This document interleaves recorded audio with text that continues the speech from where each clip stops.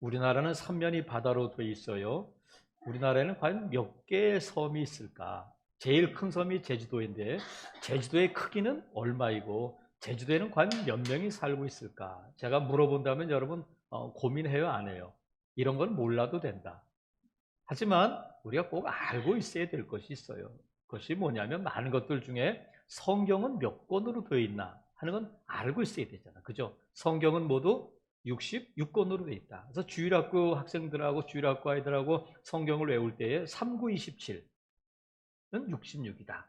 구약 39권, 신약 27권, 합이 66권이다. 그래서 성경은 66권인데 창세기부터 요한계시록까지 66권은 전부 몇 장일까? 창세기는 50장인데 전부 몇 장일까? 성경은 1189장으로 되어 있다. 그래서 여러분 머리에 쥐 나지 않기를 바라요. 66권 1189장인데 여러분 머리에 쥐 날까 봐 몇 절까지는 말씀드리지 않겠어. 근데 이 1189장 가운데 특별히 별명을 가지고 있는 장들이 있어요. 예를 들면 고린도전서 13장은 무슨 장이냐면 사랑장이다 이렇게 부르잖아요. 사랑에 대해서 말씀하고 있는데 그러면 사랑이 뭐냐? 그러면 사랑은 오래 참고 온유하고 뭐 이렇게도 말씀드릴 수 있겠지만 한마디로 사랑이 뭐냐면 사랑은 가장 좋은 길이다. 가장 좋은 길이다. 그렇게 말씀하고 있어요. 그러니까 우리의 삶에 있어서 우리의 믿음에 있어서 은사에 있어서 가장 좋은 길은 뭐냐면 사랑이다. 그리고 고린도전서 15장은 부활장이잖아요. 부활이 뭐냐? 부활이 있다. 이것도 그 기록하고 있는 말씀입니다만 부활은 죽은 자가 다시 살아나는 거다. 이게 부활이라는 글자 그대로. 그리고 히브리서 11장은 믿음장이라고 부르는데 히브리서 11장은 믿음장답게 1절은 어떻게 시작되냐면 믿음은 뭐냐? 믿음은 바라는 것들의 실상이고 보이지 않는 것들의 증거다. 이렇게 시작해요. 그래서 누가 믿음이 뭐야? 이렇게 물어본다면 그냥 히브리서 11장 1절을 답변하면 정확한 답변이 되는 거예요. 근데 우리가 착각하지 말아야 될 것은 뭐냐면 제일 무서운 사람이 누구냐면 책 한 권 읽은 사람이 제일 무섭다고 그래요. 그러니까 그 한 권이 전부인 것처럼 무서운 사람이야. 그러니까 여러분 무서운 사람이 되지 않기를 바라요. 그러니까 무서운 사람이 누구냐면 아무것도 모르고 히브리서 11장 1절만 알고 있는 사람. 믿음이 히브리서 11장 1절에서 말씀하고 정의를 내리고 있는 그게 믿음의 전부가 아니란 말이죠. 지금 히브리서 저자가 히브리서 11장을 통해서 말하고자 하는 히브리서 전체를 통해서 말씀하고자 하는 내용을 거기 기록한 거지. 성경 다른 곳에도 66권 1188장 가운데 히브리서 11장을 제외한 그 장들 가운데 믿음의 사람들, 믿음의 모습들, 믿음에 대한 표현들이 얼마든지 많이 있어요. 그 중에 하나가 저는 오늘 본문에 나오는 이 누가복음 17장에 나오는 10명의 나병 환자의 얘기다. 저는 그렇게 말씀드리려고 해요. 그래서 오늘 이 10명의 나병 환자가 나오는데 오늘 주보 1면에 주보 사진이 뭔 사진인가 궁금해하시는 분들, 설교를 못 들으신 분들은 이게 도대체 뭐냐, 이게 도대체 왜 뭐냐 하지만 오늘 설교를 들으신 분들은 주보 1면에 그 몇 명이 나와 있어요. 10명. 뭐야 그게? 오늘 본문에 나와 있는 그 본문을 배경으로 한 그림이란 말이죠. 그 10명의 나병 환자가 있는데 그 중에 사마리아 사람도 있고 유대인들도 있었다. 사마리아 사람들도 유대인이었지만 그들이 혼혈 민족이 되면서 유대인들이 이 사마리아 사람들을 사람 취급을 안 했어요. 그러니까 정상적인 사람이라면 유대인과 사마리아인이 이렇게 같이 살 수가 없어. 말도 하지 않고 그냥 뭐 이 접촉도 안 하는데 병드니까 같은 나병 환자가 되다 보니까 마을에서 공동체에서 쫓겨나서 그냥 함께 살고 있는 거예요. 이런 병원에 가보면 그 사람이 회장인지 그 사람이 또 뭐 하는 사람인지 박사인지 아니면 그 사람이 뭐 초등학교에 못 나온 사람인지 모르잖아요. 그냥 환자 가운 입고 있으면 다 뭐라고 불러요? 회장님이 그렇게 안 부르고 그냥 환자예요, 환자.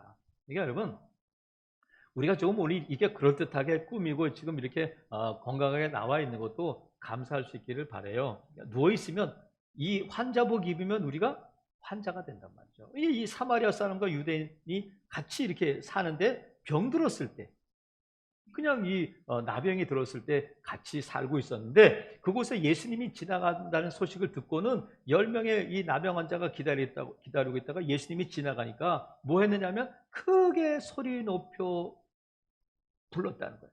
외쳤다는 거예요. 다른 말로 하면 부르짖어 기도했단 말이죠. 예수님을 향해서 크게 소리 높여 큰 소리로 불렀는데 그 부른 내용이 뭐냐면 예수 선생님 우리를 불쌍히 여겨주세요. 이렇게 소리쳤어요. 이렇게 기도했어요. 여러분 10명의 나병 환자가 언제부터 아팠는지 아픈 기간 또 이 몸이 나병이 들어있는 그 정도 경증이냐 중증이냐 다 다를 거 아니에요. 어떤 사람은 이 손에 어떤 사람은 눈에 뭐 다 다를 수 있는데 그때 똑같이 외친 게 뭐냐면 예수 선생님 우리를 불쌍히 여겨주세요. 이렇게 외쳤다는 거예요. 그러면 각자가 같은 소리로 외치지만 이 불쌍히 여겨주세요 하는 그 말 안에 얼마나 많은 사연과 내용이 들어가 있느냐 말이죠. 예수 선생님 제가 지금 이 집에 못 간 지가 10년째예요. 재산 다 잃어버리고 우리 아내 보고 싶어요. 우리 자식들 어떻게 살고 있는지 보고 싶어요. 하는 내 몸이 이런데 예수님 나를 좀 어떻게 좀 해주세요. 나는 직장에 가야 돼요. 내가 벌어야 자식들을 먹여 살릴 수 있어요. 얼마나 많은 사연과 내용이 불쌍히 여겨주세요 이 안에 들어가 있느냐 말이죠. 많은 기도 우리가 어떻게 여러 가지 방법으로 여러 가지 모습으로 하나님 앞에 기도할 수 있지만 정말 우리가 기도할 수 없을 때 답답할 때 우리가 할 수 있는 가장 강력한 기도는 뭐냐면 주님 나를 불쌍히 여겨주세요. 이 안에 내 모든 사연과 내 모든 아픔과 내 모든 기도의 제목이 그 안에 함축되어 있잖아요. 말은 주여 불쌍히 여겨주세요 하지만 내 안에 우리 정말 하나님 앞에 쏟아낼 수 있는 사연들이 얼마나 많아요. 그래서 이 나병 환자들이 예수님 나 10년 됐어요. 예수님 나 너무 아파요. 집에 가고 싶어 그랬으면 예수님 지나가셨을 거야. 근데 똑같이 뭐라고 했냐면 예수 선생님 우리를 불쌍히 여겨주세요. 그렇게 외칠 때 예수님께서 그 소리를 들으시고는 뭐라고 말씀하시냐면 제사장에게 가서 너희 몸을 보여라. 이것은 뭐냐면 이 제사장은 너 나병이니까 이제 밖에서 격리 생활해. 이렇게 판단하는 것도 제사장이고 몸이 나았을 때에 공동체로 돌려보낼 수 있는 사람도 제사장이에요. 그래서 예수님께서 제사장에 가서 몸을 보여라 할 때에 10명의 나병 환자들이 냅다 달려가다가 몸이 나았어요. 그래서 그 중에 한 명이 예수님께 돌아와서 감사했다. 그러자 예수님께서 9은 어디 있느냐 이렇게 물어보시고는 그 돌아온 한 사람에게 19절 말씀하신 것처럼 그에게 이르시되 일어나 가라 내 믿음이 너를 구원하였다 이렇게 말씀하시고 끝나는 거예요.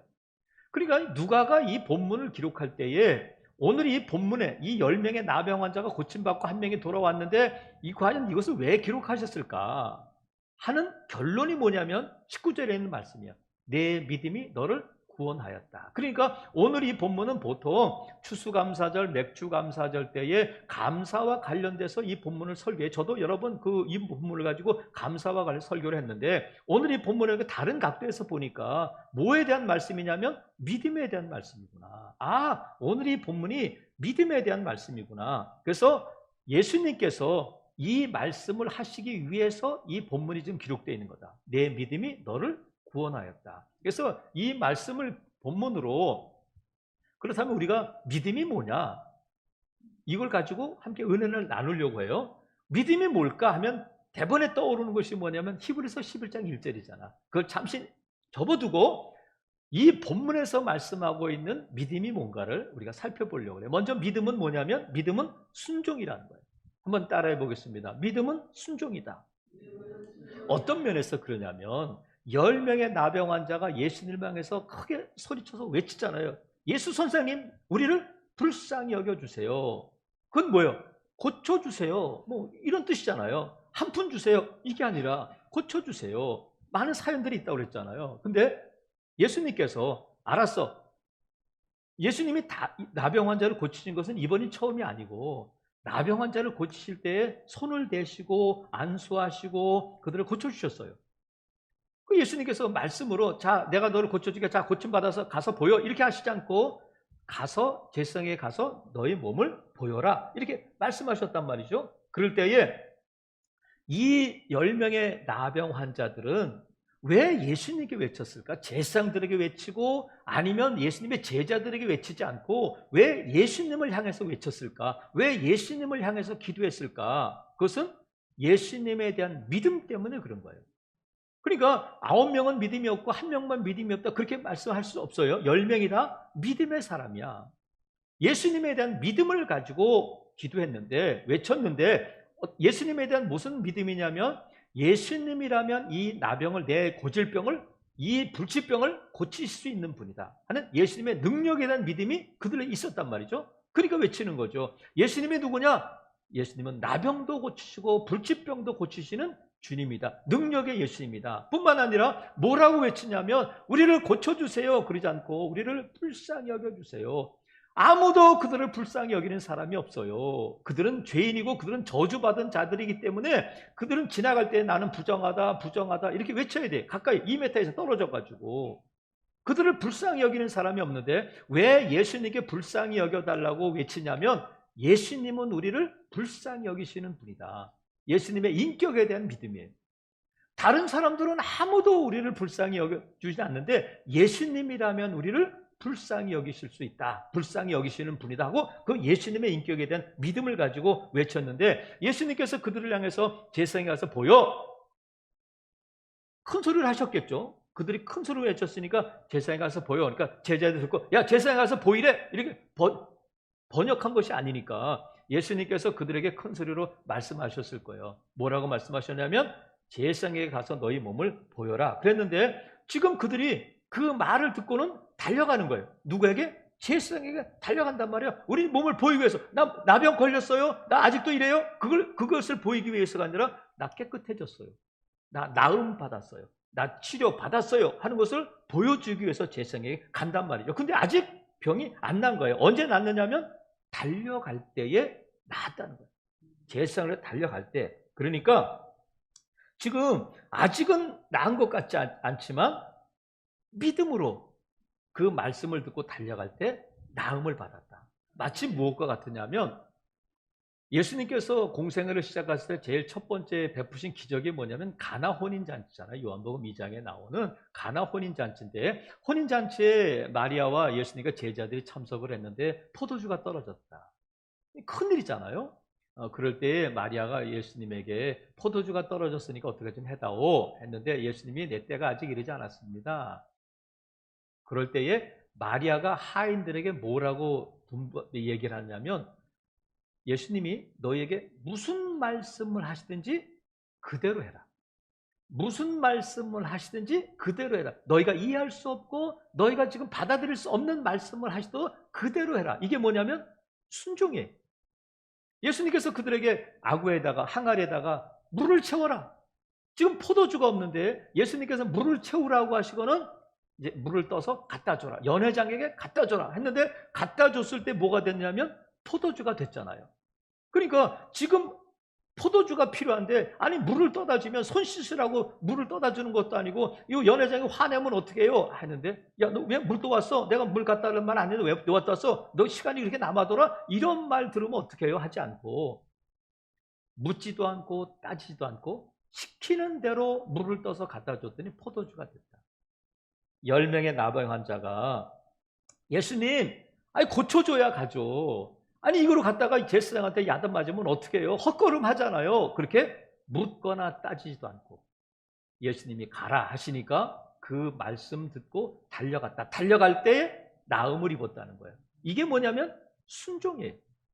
예수님께 대한 믿음이 있다면 그 말씀에 순종해야 된다. 왜냐하면 말씀하신 대로 되고 말씀은 반드시 이루어진다는 믿음이 순종으로 나타난단 말이죠. 하나님께서 빛이 있으라 하시니까 뭐가 있었어요? 빛이 있는 거예요. 태양이 있으라 하면 태양이 있는 거고 물고기가 있으라 하면 물고기가 있는 거란 말이죠. 그래서 하나님이 말씀하시면 바람과 바다도 순종해요. 예수님께서 풍랑이 있는 이 갈릴리 바다에서 잔잔해라 할 때에 바람과 바다도 순종하니까 제자들이 그것을 보고는 이분이 도대체 누구인데 바람과 바다도 순종하는가. 그런데 바람과 바다도 순종하는데 유일하게 하나님의 말씀에 순종하지 않는 존재가 있는데 그것이 누구냐면 인간이야. 따먹지 말라 하면 안 따먹어야 되는데 따먹지 말라 하심에도 불구하고 귀엽고 선악을 알게 하는 나무의 열매를 따먹는단 말이에요. 왜 인간은 하나님의 말씀에 불순종할까? 왜 순종하지 않는 걸까? 바람과 자연과 이 모든 만물과 차이점이 뭐냐면 내가 있기 때문에 그래요. 인간에게는 뭐가 있다고요? 내가 있다. 내 생각, 내 계획, 내 시간, 내 욕심, 이런 것들이 있으니까 이것이 순종이 안 된단 말이에요. 그래서 온전한 순종을 하려면 내 것을 내려놓아야 돼. 내 생각과 다르고 내 계획과 다르고 내 상식과 달라도 말씀하시면 아멘 하는 것이 순종이다. 이게 믿음이에요. 나병 환자가 구약에도 많이 나오잖아요. 그 중에 대표적인 인물이 나만 장군이에요. 아람의 군대 장관 나만 장군이 나병에 걸렸는데 그 어린 그 하인의 말을 듣고 이스라엘로 오잖아요. 이스라엘로 왔을 때에 엘리사가 그 병을 고쳐줄 줄 알았는데 뭐라고 말하냐면 그 시종을 보내서 요단강에 가서 몸을 7번 담그래요. 그러면 병이 낫는데요. 이렇게 말하자 나만 장군이 열왕기하 5장 11절에 보면 나만이 노하여 물러가며 이르되 화를 확 내면서 이렇게 말했다는 거예요. 뭐라고 말했냐면 내 생각에는 나와서 소리쳐서 기도하고 내 상처난 부분에 손을 얹고 이렇게 저렇게 해서 고쳐줄 줄 알았는데 우리 고향에는 요단강보다 더 강물이 깨끗하고 넓고 아름다운 강이 얼마든지 있다 하면서 돌아가려고 하는 거예요. 그러니까 나만 장군이 왜 화를 내고 돌아가냐면 자기 생각과 다르다는 거예요. 나만 장군이 이 이스라엘까지 올 때는 온통 그 생각을 가지고 내가 예루살렘에 그 사마리아에 가면 그 이스라엘에 가면 선지자가 나와서 이렇게 하고 나를 극진히 대접하고 특별히 이렇게 뭐 조치를 취하고 해가지고 내 병을 고쳐줄 거야 하고 그 생각 붙들고 왔는데 자기 생각과 완전히 다르니까 화를 내며 돌아갔다는 거예요. 여러분 지금 이것이 예루살렘 요단강 아니면 아르빌강 이렇게 어느 강이 아름답고 깊고 물이 깨끗하냐 강의 문제가 아니잖아요. 무슨 문제예요? 순종의 문제야. 7번 담그라고 했더니 7번 좋아하네. 10번이라고 그러지 100번이라고 그러지 왜 7번이야? 숫자의 문제가 아니잖아요. 순종의 문제다. 7번이 중요한 것이 아니라 요단강이 중요한 것이 아니라 하나님의 말씀에 대한 순종이 중요하단 말이죠. 그래서 우리가 착각하면 안 돼요. 이것은 어떤 숫자의 문제, 강의 문제, 환경의 문제가 아니라 순종의 문제다. 그래서 오늘 본문에 보니까 10명의 그 나병 환자들은 예수님께서 제성에 가서 몸을 보이라 할 때에 지금 어떤 변화도 없고 지금 어떤 움직임도 없지만 여전히 똑같은 형편이고 똑같은 처지지만 말씀 듣고 말씀 의지하고 달려갈 때 나음을 입었다는 거예요. 그래서 여러분 우리가 늘 말씀드리지만 지금 비록 보이지 않지만 변화는 일어나고 있다. 손바닥만한 구름을 통해서 하나님은 큰 비를 일으키신다. 그래서 우리가 끝까지 순종해야 돼. 그럼 보세요. 이 장면을 10명의 나병 환자가 제사장을 향해서 달려가는 장면을 제가 설교를 준비하면서 그려봤어요. 마치 영화의 한 장면처럼. 어떤 거냐면 요새 SF 영화가 많이 나오잖아요. 그러면 영화들 보면 막 달려갈 때 막 사람이 먼지처럼 막 변하기도 하고 막 달려갈 때 사람이 또 새로운 그 슈퍼맨처럼 옷을 싹 바꿔 입으면서 새로운 사람으로 변화되기도 하고 그런단 말이죠. 여러분 TV에 안 보시는구나. 영화도 좀 보고 하셔야 돼. 그러니까 막 달려갈 때 막 사람이 먼지처럼 이게 공감이 돼야 되는데 저는 이 10명의 나병 환자들이 막 달려가는 걸 보면서 막 달려갈 때 어때요? 몸이 점점 고름이 사라지고 떨어졌던 살림이 다시 생기고 하면서 점점 자기가 막 변화되는 것을 보죠. 갑자기 10걸음 갔을 때 확 변화된 건 아닐 거 아니야. 막 달려가는 중에 점점 몸이 좋아지면서 깨끗해지는 것을 발견하게 되는 거예요. 여러분 우리가 믿음으로 순종하며 나갈 때에 이런 변화가 저와 여러분에게 나타나게 될 줄로 믿습니다. 내가 지금 보이지 않고 비록 이해할 수 없고 내가 받아들일 수 없다 할지라도 주님께서 가라 하시면 네 아멘 하고 가는 것이 순종이고 그것이 믿음이다. 그래서 믿음은 순종이에요. 또 하나 믿음은 뭐냐면 오늘 본문에 보니까 믿음은 감사다. 한번 따라해 보겠습니다. 믿음은 감사다. 믿음은 감사한데, 왜냐하면 오늘 본문에 보니까 10명의 그 나병 환자가 있잖아요. 9명은 달려갔고 1명은 돌아왔는데, 그러면 아까 말씀드린 것처럼 10명은 믿음이 없고 1명은 믿음이 있고, 그게 아니라 지금 10명 모두에게 믿음이 있었어요. 예수님에 대한 믿음, 예수님의 능력에 대한 믿음, 예수님의 인격에 대한 믿음이 있어서 소리쳤어요. 그러면 달려간 사람과 돌아온 사람의 차이는, 이 사마리아 사람은 병이 다른 사람들보다 중해서 팔도 없고 다리도 아프고 막 다른 사람에 비하면 오래 앓았기 때문에 감사했을 거다. 아니면 이 사람은 돌아갈 곳도 없고 특별히 뭐 가서 뭐 가족들에게 보일 사람도 없기 때문에 그냥 예수님께 돌아왔을 거다. 이렇게 형편과 처지, 그 아픔의 경중의 문제가 아니라, 무슨 문제냐면 달려간 9명과 돌아온 이 사마리아 사람과의 차이는 뭐냐면 형편의 차이가 아니라 믿음의 차이란 말이죠. 믿음의 차이. 근데 그 믿음이 뭐로 나타나느냐면, 달려가는 믿음과 돌아온 믿음은 다르단 말이죠. 어떤 차이냐면 감사가 있느냐 없느냐의 차이야. 달려간 믿음, 돌아온 믿음이야. 같은 믿음이지만 무슨 차이가 있냐, 믿음의 차이가 있는데, 그 차이는 뭐로 나타나냐면 감사로 나타난단 말이죠. 9명은 갔어요. 1명은 돌아왔어요. 그러면 우리가 생각할 때는 9명은 돌아오고 1명은 갔다 하면 이게 훨씬 더 받아들이기가 쉬운데, 9명은 가버리고 1명만 돌아왔다 그러면 9대1이야. 10%야. 1명은 돌아왔구나, 이렇게 생각할 수 있지만 10%구나, 이게 아니라 오늘 본문에서 말씀하시고자 하는 것은 저는 이렇게 받아들여요. 지금 이 9명은 예수님을 안 믿는 사람이 아니라 믿음의 사람들이야. 예수님을 믿는 사람들, 예수님께 기도하고 예수님께 불쌍히 여기셔도 외칠 수 있는 사람들인데, 9명은 가고 1명은 돌아왔다고 하면 10%의 문제가 아니라 믿음의 사람들 가운데 감사하는 사람이 극히 적을 뿐만 아니라 거의 없다. 심하게 말씀드리면, 아유 목사님, 아유 뭐 그렇게까지 말씀하실 필요가 뭐 있어요? 이렇게 또 생각하시는 분들이 있을지 몰라요.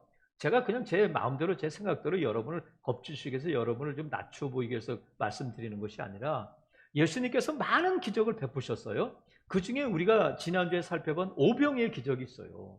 보리떡 5개와 물고기 2마리로 몇 천 명을 먹였다고요? 5천 명을 먹이셨는데 장정만 5천 명이야. 어린아이 또 여자들까지 하면 10,000명이 넘었을 거다. 어떤 분은 2만 명이다. 뭐 이렇게도 말씀하셔요. 그러니까 10,000명 정도로 잡으면, 10,000명이 얼마나 많으냐면 야구장에 보통 꽉 찬 인원이 10,000명이야. 근데 그 인원이 식사를 하려면 한두 시간에 끝나는 일이 아니잖아요. 12명의 제자들이 이렇게 나눠주는데, 12명이 10,000명에게 음식을 나눠주는데 시간이 많이 걸렸을 거 아니에요. 그들이 배불리 먹었어요. 배불리 먹고 남았단 말이에요. 근데 성경에 보니까 5,000명, 10,000명이 배불리 먹었는데 예수님께 와서, 예수님 잘 먹었습니다, 예수님 감사합니다, 이렇게 말한 사람이 아무도 없다. 그 오병이어 기적 다음에 7병이요 4,000명을 먹이시는 기적을 베푸셨는데, 그때도 아무도 예수님 정말 감사합니다, 이렇게 감사한 내용이 없어요. 지금 9대1의 문제가 아니라 5,000대 빵이다, 4,000대 빵이다. 그러니까 감사하는 사람이, 예수님을 따라다니고 이렇게 오랫동안 며칠씩 따라다니면서 배고프면서 따라다니는 사람은 보통 사람이 아닌 거예요. 누구라고요? 제자들이라고 말씀 주셨어요. 그런데 그들 가운데 감사하는 사람이 빵이야, 빵. 2000년 전에 이스라엘 사람들은 그렇구나, 우리가 그렇게 판단하면 안 돼요. 1995년도에 우리나라에 삼풍백화점이 무너졌어요. 삼풍백화점이 무너져가지고 500명 이상이 목숨을 잃었고 부상자가 생기고 또 실종자도 생겼는데, 삼풍백화점이 무너지고 그 안에 사람들이 많이 깔리니까 막 전국에서 와가지고 119 소방대도 오고 구조대도 오고 해서 구조작전을 펼쳤잖아요. 막 드러내고 하셨는데, 사람이 구출될 때마다 생방송으로 보고 있던 사람들이 박수를 치고 막 내일처럼 기뻐했어요. 근데 무슨 일이 있었느냐면, 구조대원들이 이렇게 소리를 듣고 이 그 잔해물들을 치우다가 누구를 발견했냐면 한 공간에 여러 사람이 그곳에 생존해 있는 것을 발견하게 됐어요. 그들이 누구냐면 삼풍백화점에 환경미화원들이 있다고 그래요. 이 백화점을 청소하시는 분들이었는데 그 24명이 거기서 살아 있었던 거예요. 다행히 공간이 생겨가지고 살아있었는데 24명이 소리치고 해가지고 구조를 받는데 어둠 가운데 있었고 절망 가운데 있었고 낙심 가운데 있었을 거 아니야. 몸은 지칠 대로 지쳤고 우리가 과연 살아남을 수 있을까 두려움도 있었을 텐데 어두운 데 있다가 나오면 문을 가리잖아요. 이렇게 모포로 씌우고 이제 나오는데 24명을 이렇게 구조대원들이 이렇게 구조해 내는데 힘들게 구조해 냈는데 24명 가운데 한 여자 환경미화원 한 명만이 그 구조원들에게 이렇게 말했다고 그래요. 여러분 감사합니다. 24명 가운데 한 명만이 그 여자분 한 명만이 눈을 가린 채로 여러분 고맙습니다. 이렇게 말했다는 거예요. 생각보다 감사하는 일이 적단 말이죠. 그러면 보세요. 19명의 이 달려간 나병 환자들이 이 말씀을 들으면 억울해요 우리. 나 평생 감사하며 살았어요. 나 늘 감사하며 살았어. 이렇게 말할 수 있잖아요. 나 일단 제 세상에 보이고 가족들에게 보이고 그 다음에 예수님께 와서 감사하려고 했어요. 이렇게 말할 수 있어요. 그런데 내 안에 아무리 감사가 있어도 표현되지 않은 감사는 감사가 아니다. 내가 아무리 상대방을 사랑해도 표현되지 않은 사랑은 사랑이 아니다. 내가 꼭 말해야 돼? 아니, 내가 그걸 보여줘야 돼? 하지만 사랑한다면 사랑을 표현해야 돼. 감사한다면 감사를 표현해야 된다. 내가 얼마나 마음속으로 감사하고 내가 얼마나 사랑하는지 몰라. 이것은 감사할 수 없단 말이죠. 표현을 해야 되는데 한 명의 이 사마리아 사람은 예수님께 와서 감사하잖아요. 그리고 감사가 뭐로 나타나냐면 먼저는 15절 그 중에 한 사람이 자기가 낳은 것을 보고 큰 소리로 하나님께 뭐 했다고요? 영광을 돌리며 돌아와 감사했어요. 영광을 돌렸다는 것은 뭐냐면 감사한 것이기도 하고 하나님을 찬송했다는 것이에요. 하나님을 찬송했다. 그러면 할렐루야 막 이 사람이 자기가 병나 깨끗해졌네 하면서 달려가지 않고 돌아오게 된 것은 예수님이 생각났을 뿐만 아니라 감사하기 위해서 돌아왔는데 막 영광 돌리고 찬송하며 돌아왔다니. 그러면 이 사마리아 사람이 돌아올 때에 예수님께 올 때에 부른 찬송이 뭐였을까요, 여러분? 전부 여지없어서 손들고 옵니다. 아니면 나 같은 죄인 살 이런 찬송이었을까? 여러분 전부 이거 부르면서 달려갈 수 있어요? 만약에 그럴 수 있다면 대단한 거다. 대단한 내공이야. 느린 찬송을 부르면서 빨리 달려갈 수 있다. 이건 안 되는 거예요.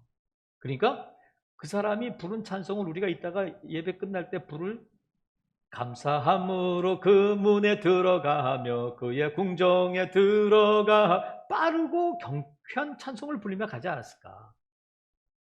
공감하시면 고개라도 좀 끄덕여 보세요. 제가 만들어내는 것이 아니라 그렇지 않겠어요? 그러니까 이 사람은 벌써 감사가 그의 표정에 나타나는 거예요. 그의 음성에 나타나는 거예요. 그래서 우리가 하나님 앞에 감사할 때에 표현해야 되는데 표현하는 방법은 각자에게 다를 수 있잖아요. 말로, 헌금으로, 아니면 헌신으로, 봉사로 뭐 여러 가지로 할 수 있지만 저는 여러분에게 한 가지를 소개해 드리는데 그것이 뭐냐면 하나님께 감사를 표할 때 얼굴로 하자. 얼굴로. 다른 말로 하면 인상으로 하자. 자, 보세요. 하나님께 감사하는데 인상으로 하는 것이 뭘까? 우리 안에 있는 것이 얼굴로 나타나잖아요, 대부분. 그래서 우리가 이제 가까운 사람들을 이렇게 며칠 만에 이렇게 만나거나 아니면 매일 만나는 사람이라 할지라도 어느 날을 보면 좀 힘들어 보이면 이렇게 말해요. 집사님, 얼굴이 많이 어둡네, 힘들어 보이네, 요새 많이 힘들지? 이렇게 말하면 우리 마음에 울컥하잖아. 아, 내 형편을 알아주는구나. 근데 울컥하는 거로서 그만이지? 그것이 우리의 연민을 자극하고 오히려 더 점점 더 나를 깔아앉게 한단 말이죠. 집사님 얼굴 왜 그래? 요새 많이 힘들구나 하면 울컥할 수는 있어. 그런데 그것이 그 어려운 상황을 회복시켜 주지는 못해. 나를 더 우울하게 만들고 나를 자기 연민에 빠지게 한단 말이야. 그런데 나는 힘든데 하나님 앞에 감사하면서 내가 얼굴에 웃음기가 있으면 사람들이 그렇게 말하잖아요. 집사님, 뭐 좋은 일 있어? 아유, 얼굴 좋네? 나는 힘들어. 똑같아. 어떤 분은 힘든 것이 얼굴로 나타나지만 어떤 분은 힘든 것이 감사로 나타날 수 있어요. 그러면 누군가가 나에게 집사님 요새 좋은 일 있어? 얼굴 좋아 보이네. 그러면 좋아지는 거예요. 그래서 우리 안에 있는 것이 우리가 하나님 앞에 감사할 때 감사하다면 얼굴을 펴자. 옆에 사람과 인사해 보세요. 얼굴 펴고 삽시다. 얼굴 펴고 삽시다. 얼굴 펴야 돼. 감사한다면 여러분 이 사마리아 사람을 기억할 수 있기를 바라요. 그래서 저와 여러분이 우리가 정말 연습하고 또 우리가 훈련해야 될 일이야. 그래서 우리의 감사는 얼굴로 표현해. 얼굴. 여러분 인상 펼 수 있기를 바랍니다. 같이 어려워도 힘들어도 이 사람 지금 우리가 보이는 것이 없어도 달려갈 때 나음을 받았대잖아. 지금은 희미하고 지금은 손에 보이는 거 없고 지금은 이해할 수 없지만 감사하며 달려갈 때에 하나님께서 반드시 회복시켜 주시고 하나님께서 좋은 날 보게 하시는 날이 올 줄로 믿으시기를 바랍니다. 그게 감사하는 거야. 그것이 감사하느냐 믿음이 있느냐 하는 것이 얼굴로 나타내야 된단 말이죠. 그래서 달려가다 보면 좋아지게 된다.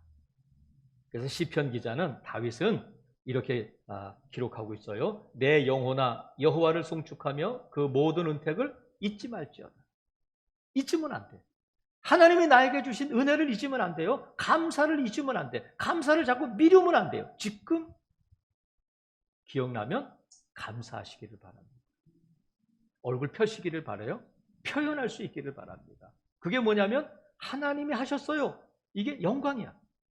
그게 하나님의 영광이 되는 거예요. 하나님이 하셨어요. 하나님이 도와주셨어요. 하나님이 불쌍히 여겨주셨어요. 하나님의 이름을 높이는 것이 영광이란 말이죠. 그래서 여러분 하나님께서 저와 여러분에게 주신 이 많은 것들을 하나님 말씀하신 내가 너에게 주지 않은 것이 뭐냐? 너가 나에게 받지 않은 것이 뭐냐? 지금 오늘 본문을 보세요.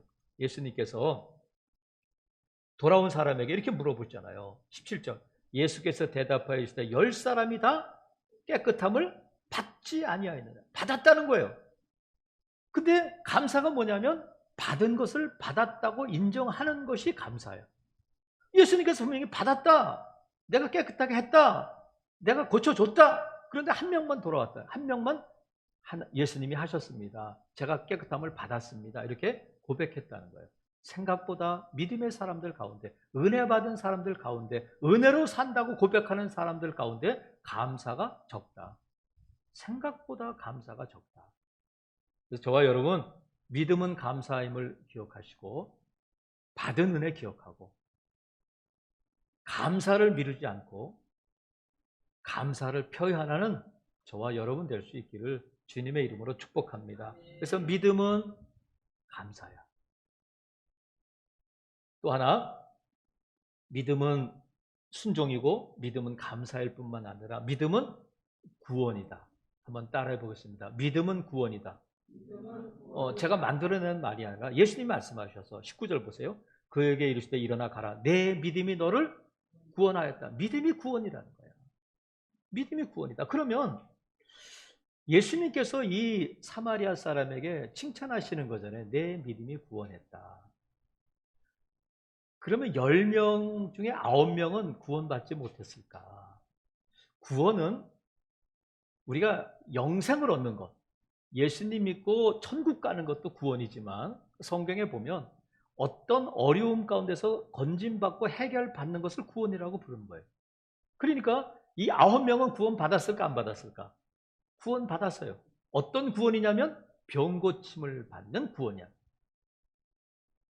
그러면 예수님께서 굳이 사마리아 사람에게 내 믿음이 너를 구원하였다 할 때에 9명이 받은 구원과 이 사마리아 사람이 받은 구원은 전적으로 다른 것이기 때문에 예수님이 그것을 말씀하시는 거예요. 9명이 받지 못한 구원을 이 사마리아 사람이 하나님 앞에 감사한 사람에게 우리 주님이 그 구원을 주셨는데, 예수님께서 물어보셔 돌아온 사람에게 9은 어디 있니? 예수님께서 이 질문을 제자들에게 하셨을까? 아니면 거기 있는 무리들에게 하셨을까? 아니면 혼잣말처럼 하셨을까? 근데 혼잣말처럼 하신 건 아닐 거예요. 누가 기록하고 있는 걸 보면. 그러면 저는 이 질문 9은 어디 있느냐 이 질문을 돌아온 사마리아 사람에게 했을 거라고 저는 봐요. 이런 말씀이야. 가만 있어. 너 혼자 왔어? 다른 사람은 어디 있어? 이렇게 물어보실 수 있잖아요. 그러면 예수님께서 돌아온 이 사마리아 사람에게 왜 이렇게 물어보셨을까? 10명이 다 고침받았는데 나머지 9은 어디 있는 거냐? 돌아온 게 너밖에 없느냐? 책망하거나 섭섭해서 이 말씀을 하시는 것이 아니라, 저는 이 본문을 읽을 때에 예수님께서 9은 어디 있니?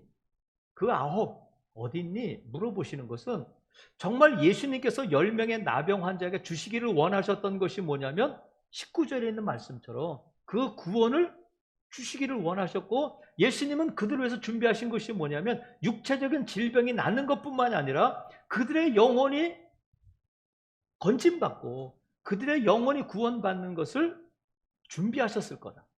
그래서 9은 어디냐 이 말씀은 섭섭해하거나 책망의 말씀이 아니라 아쉬운 마음일 거다. 아이고 이런 녀석들. 아니 글쎄 그 병난 걸 가지고 갔어 그래. 더 소중한 게 여기 있는데.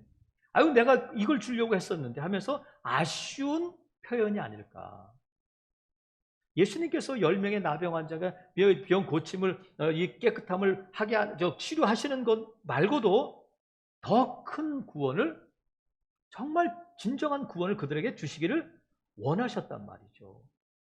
그래서 이 내 믿음이 너를 구원하였다 이 본문을 공동 번역 성경은 어떻게 번역하고 있느냐면 내 믿음이 너를 살렸다 이렇게.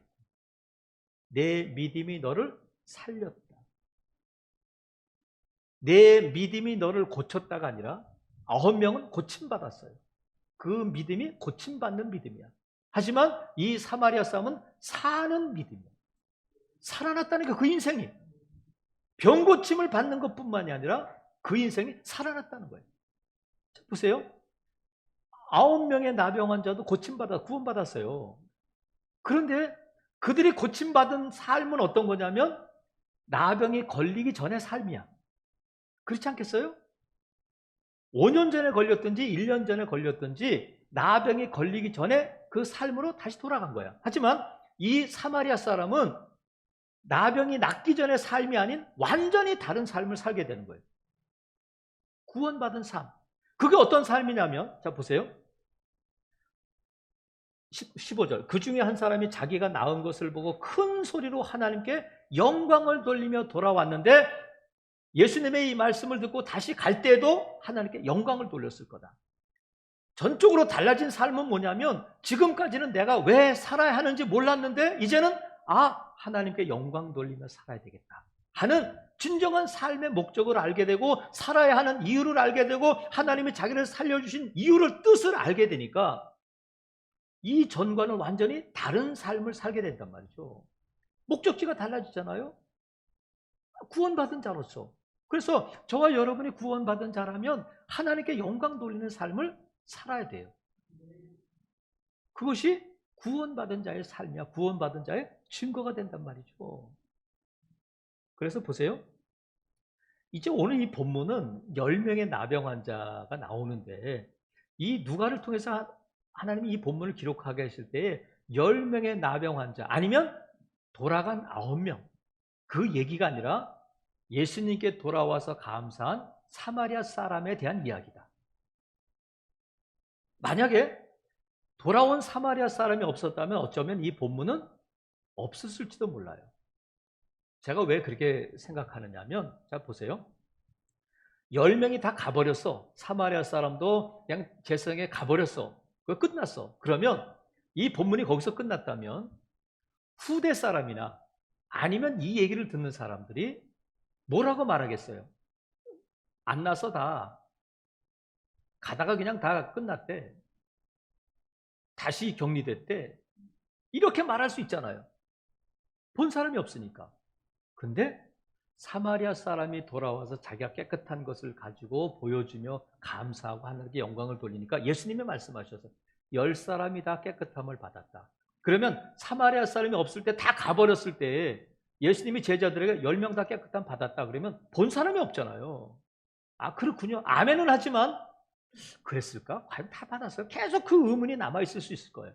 그런데 사마리아 사람이 돌아와서 예수님께 감사함으로 말미암아 자기가 고침받은 것을 많은 사람들에게 보여줌으로 말미암아 이 본문이 어떤 의미인지가 예수님이 누구신지가 더 분명해졌단 말이죠.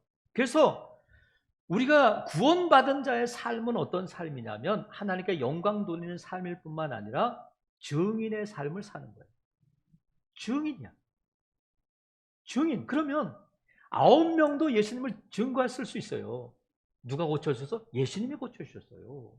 이 사마리아 사람도 예수님을 증언했을 거야. 그러면 9명이 증언하고 9명이 간증하고 9명이 전하는 예수님과 사마리아 사람이 간증하고 사마리아 사람이 증언하는 예수님과는 다르죠.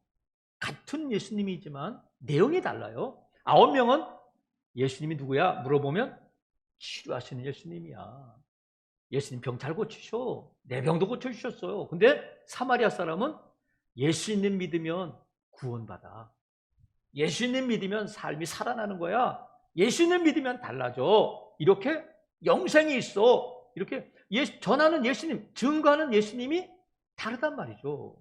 그래서 저와 여러분이 우리가 믿음으로 살고 구원받은 자라면 우리에게 구원을 주신 예수님을 증언하는 증인의 삶을 살아야 된다. 저와 여러분은 누구냐면 증인이다. 10명 다 깨끗함을 받았는데 주님이 나를 고쳐주셨어요. 주님이 내게 영생을 주셨어요 하고 증언하는 사람이 믿음의 사람이고 구원받은 사람이 된단 말이죠. 저와 여러분이 구원받은 것을 순종을 통해서 감사를 통해서 우리가 나타낼 수 있어요. 하지만 저와 여러분이 구원받은 자라면 구원을 주신 예수님에 대한 증인으로 살기를 주님의 이름으로 축복합니다. 그래서 내가 예수님을 살아난 자는 누군가를 살리는 자가 되는 거예요. 내가 치료받았으니까 그 사람을 치료할 수는 없어요. 하지만 내가 구원받았으니까 그 사람이 구원받을 수 있도록 예수님을 전할 수는 있단 말이죠. 그래서 사랑하시는 성도 여러분, 오늘 이 본문에 보면 예수님의 질문이 나오잖아요. 우리가 지금 계속해서 3주 동안 예수님의 질문에 대해서 우리가 살펴보고 있는데 앞으로도 여러 주 또 질문을 살펴볼 텐데 그 질문에는 답이 있어요. 첫째 주에는 너희는 나를 누구라고 하느냐 했더니 베드로가 주는 그리스도시요 살아계신 하나님의 아들이십니다. 이렇게 고백했어요. 답했어요. 두 번째 주에는 너희도 가려느냐 하니까 베드로가 또 영생의 말씀이 주께 있사온데 주님이 하나님의 거룩하신 분인데 우리가 누구에게 가겠습니까? 안 가요. 이렇게 답변했어요. 베드로는 답변하기를 좋아해. 심지어는 12를 혈류증으로 앓던 여인이 몰래 와가지고 예수님 옷자락을 만지잖아요. 나음을 받았을 때 예수님이 돌아보시고는 누가 내 옷을 만졌다. 내 능력이 나갔다. 그러니까 대답하지 않아도 돼. 베드로에게 물어보신 것이 아니잖아. 근데 베드로가 뭐라고 대답하느냐? 누가복음 8장 45절에 보면 주여 무리가 밀려들어 미나이다. 무슨 뜻이에요?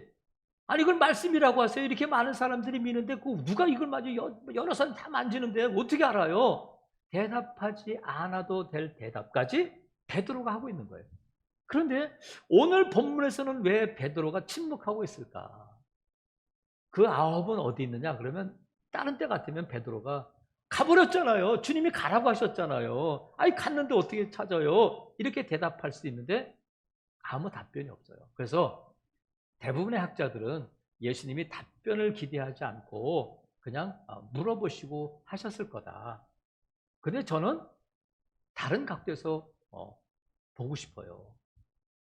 베드로도 누가도 제자들도 사마리아 사람도 대답하지 않은 것은 오늘 이 아침에 예수님께서 그 9은 어디 있느냐 이 질문에 대한 답변을 우리에게 듣기를 원하십니다.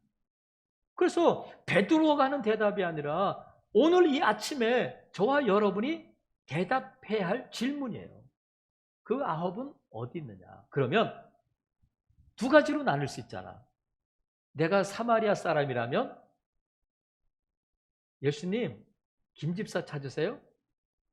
예수님 박집사 찾으세요? 이렇게 말할 수도 있고 주님 제가 여기 있습니다. 9명 중에 1명이 되어서 주님 제가 여기 있습니다. 이렇게 말할 수도 있다. 9명 중에 1명일 수도 있고 돌아온 사마리아 사람일 수도 있다. 근데 대부분은 거의 대부분은 9명이다. 왜인지를 아까 말씀드렸죠? 그렇다면 지금 김집사 박집사 얘기가 아니라 아직도 내가 믿음으로 살고 10년 20년을 믿었는데 세상 사는 것에 바쁘고 여전히 세상을 향해 달려가고 있다면 나는 9이야. 온전한 순종을 이루지 못하고 있다면 나는 9이야. 그리고 하나님께서 내게 주신 많은 은혜가 있는데 여전히 내게 원망이 있고 불평이 있고 내게 감사가 없고 잃어버린 은혜, 잊어버린 감사가 있다면 나는 9이다. 누군가에게 예수님을 전하고 예수님의 증인으로서 살아야 되는데 예수님을 전하는 것이 부끄럽고 힘들고 아직도 머뭇거리고 있다면 나는 9이다. 그러면 주님, 나를 구원해 주신 주님, 이제 주를 향해 세상을 향해 달려가던 내 발걸음을 돌려서 앞으로는 주를 향해 달려가겠습니다. 그렇다면 저와 여러분은 돌아온 사마리아 사람이 될 수 있단 말이죠. 살아가시는 성도 여러분, 예수님의 마음은 분명해요. 사마리아 사람에게 하신 말씀처럼 내 믿음이 너를 구원하였다. 우리 주님은 저와 여러분에게 훨씬 더 크고 훨씬 더 놀라운 일들을 준비하고 계신다. 그래서 이것을 누리시기를 원하신단 말이죠. 우리가 살아난 자들로서 살려주는 삶을 살기를 원하신단 말이죠. 살아시는 성도 여러분, 순종과 감사와 증인의 삶을 통해 하나님께 영광 돌리는 저와 여러분 되시기를 주님의 이름으로 축복합니다. 아멘.